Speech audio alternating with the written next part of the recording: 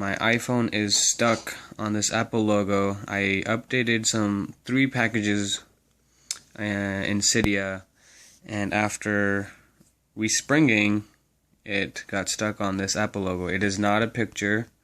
There, I can't move it, and I figured a way on how to access my phone without having to do a hard reset that erases everything. I can wait here. I've been waiting here for a while, so let's go ahead and get started on how to get past this issue.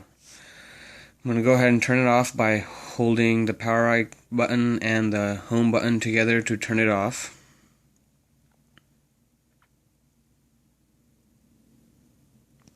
Okay, and then I'm going to press the power button. So after pressing the power button, you'll see the Apple logo, and release when you see the Apple logo, and then press the volume up button. And hold the volume up button until you get to your lock screen, which is about 30 seconds to 45 seconds. So